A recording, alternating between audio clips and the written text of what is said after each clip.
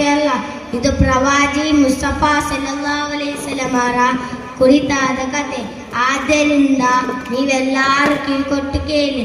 ಸ್ನೇಹಿತರೆ, ಒಂದು ದಿನ ಪ್ರವಾದಿ ಮುಸ್ತಫಾ ಸಲ್ಲಲ್ಲಾಹು ಅಲೈಹಿ ವಸಲ್ಲಂ ಅವರು ಕೌಬಾ ಸಮೀಪದಲ್ಲಿದ್ದಾಗ ಸುಜೂದಿನಲ್ಲಿದ್ದಾಗ ಒಬ್ಬ ಶತ್ರು ಬಂದು ಒಂಟೆಯ ಕೊಲೆತಿನ ಕಲ್ಲನ್ನು ಅವರ ಕುತ್ತಿಗೆ ಮೇಲೆ ಹಾಕಿದರು. ಆದ್ದರಿಂದ ಪ್ರವಾದಿ ಮುಸ್ತಫಾ ಸಲ್ಲಲ್ಲಾಹು ಅಲೈಹಿ ವಸಲ್ಲಂ ಅವರಿಗೆ ಮೇಲೆ ಹೇಳಲು ಸಾಧ್ಯವಾಗಲಿಲ್ಲ.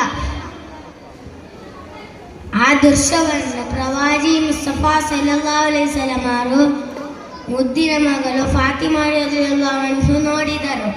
ತಕ್ಷಣ ಓಡಿ ಬಂದು ಪ್ರವಾದಿ ಮುಸ್ತಫಾ ಸಲ್ಲಲ್ಲಾಹು ಅಲೈಹಿ ವಸಲ್ಲಂ ಅವರ ಒಂಟೆಯ ಕುತ್ತಿಗೆ ಮೇಲಿದ್ದ ಕಲ್ಲನ್ನು ತೆಗೆದು ಹಾಕಿದರು. ಅವರನ್ನು ರಕ್ಷಿಸಿದರು. ಸ್ನೇಹಿತರೆ, ಹೇಗಿತ್ತು ನನ್ನ ಕಥೆ?